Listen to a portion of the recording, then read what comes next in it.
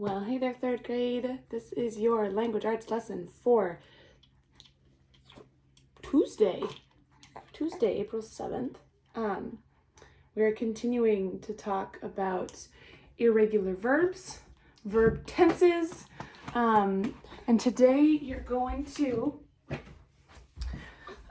show that you can use the correct helping verb with irregular verbs. Okay, we're going to start with this chart that I have on the board. It's similar to something that we did yesterday. Okay, helping verbs are words that help the verb show an action, right? So each of the verbs in the first column here, these present tense verbs, each of the verbs in the first column tell us about an action that happens now. Maisie sings, the bells ring, you go to school. Except right now you don't. Maybe you go to the kitchen. Let's see, you could say the water freezes at 32 degrees Fahrenheit. Okay, none of these verbs need a helping verb to tell us the action, right? Maisie sings, the bells ring, you go to the kitchen, water freezes at 32 degrees Fahrenheit. They do not need a helping verb to tell us about the action. Okay, the second column says past. If we're going to put these words in past tense,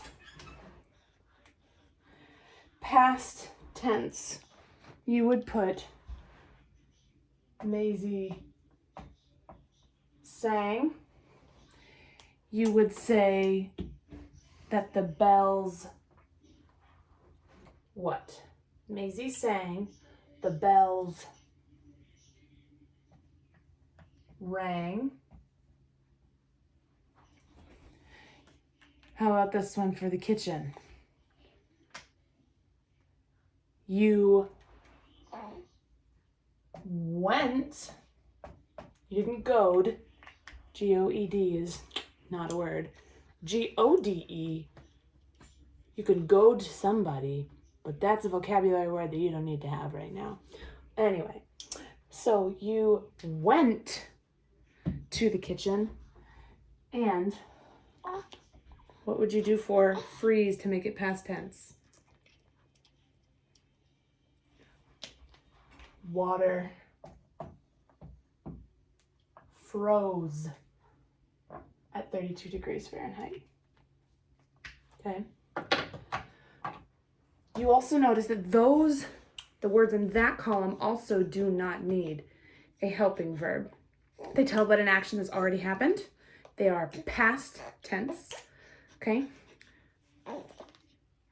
Each of these words tells an action that's already happened. Maisie sang, the bells rang, you went to the kitchen, water froze at 32 degrees Fahrenheit. None of these verbs, these are all actions, none of these verbs needs a helping verb to tell us about the action, okay?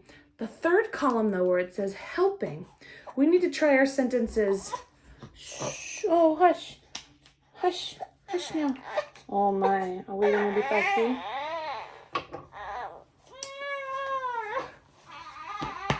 If I say, oh, don't mind the baby whining, whining baby. If we put sung, rung,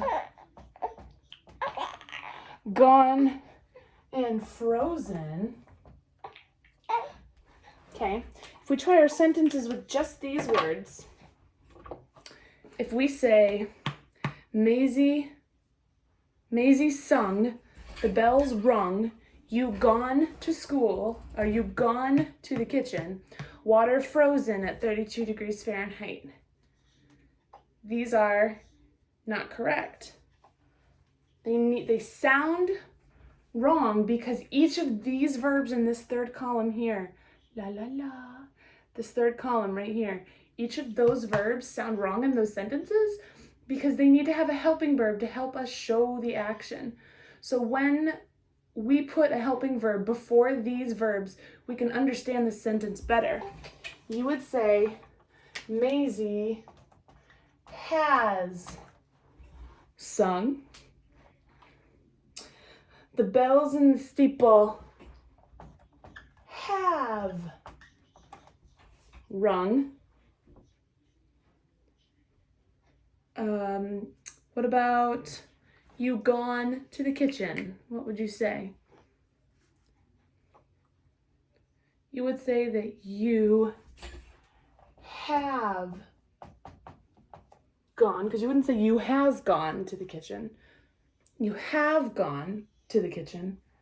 And finally, water frozen. Water has frozen. You would say water has frozen on the pond. Okay. Finally, take a look at the sentence I have on the bottom here. It says, Katie has gone to her grandma's house. Let's separate this sentence out. Where do you separate the subject from the predicate part of the sentence? Katie has gone to her grandma's house.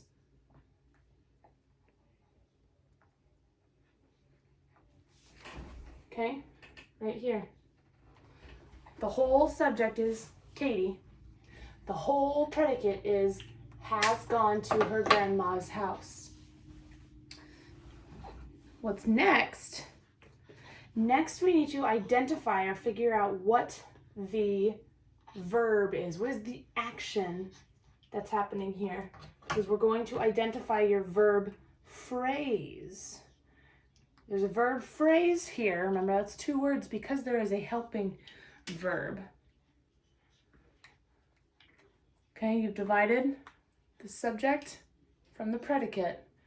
Now, what is your verb?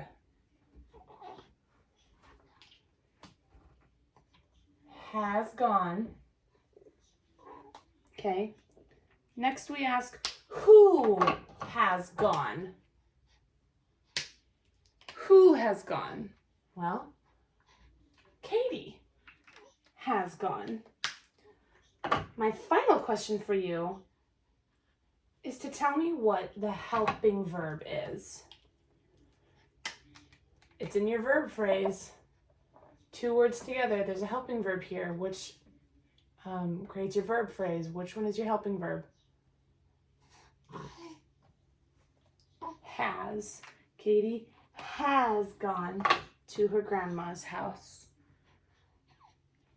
Okay? Very good, very good. This should be pretty familiar. It's what we did. It's pretty much the same that we did yesterday. And the reason we're doing it again today is because you need to have practice. I can't expect you, and you should not expect yourself, hey, to learn to hear of something one day and then be perfect at it. You've got to have practice. It's only fair of me to ask you to practice, but also that you get some practice, okay? Because doing something once doesn't always mean you're gonna get it every time. Some people are really good at that, but most, I will say, a really big fraction of people are not. So that's why we do things over and over, okay? You're gonna be on page 95 in your lesson book or in your language work text, okay? Be on page 95. Hey, you, stop whining. Well, I guess you're not really whining. Okay, page 95. The box at the top. Hey. Okay, says, remember, a helping verb helps the main verb show action.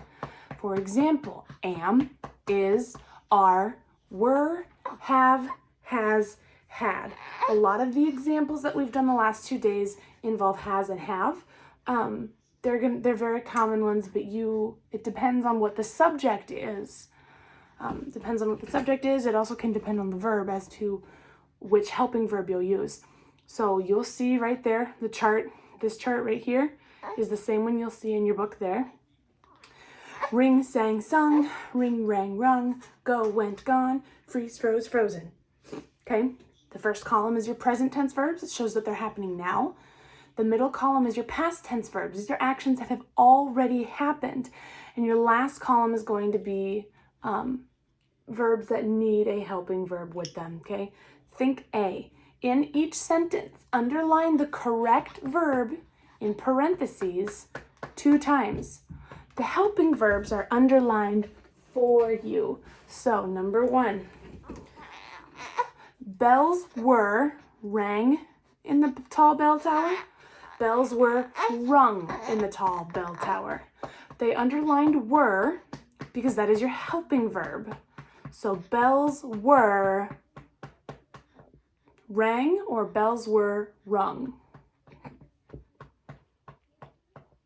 Bells were rung. So you would underline rung twice. Okay, do that for number 2 through 7. Think B says choose the best verb from the chart above to complete each sentence. Okay, same thing you did yesterday from the chart, similar to this one right here that's at the top of your page in that orange box. Use the correct word from that box to fill in the blanks, okay?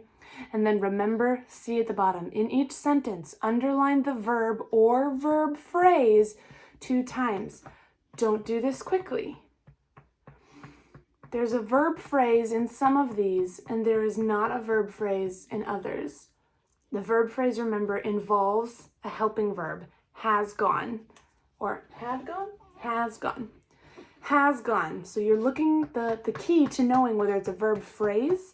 If it's a verb phrase, it has a helping verb, like am, is, were, was, have, has, had. Okay? Make sure you're asking if you have any questions. You can watch yesterday's video. You can watch this video again as many times as you need to make sure that you are confident in what you're doing, okay? All right, you guys. Somebody needs a nap. So we're gonna go take a nap.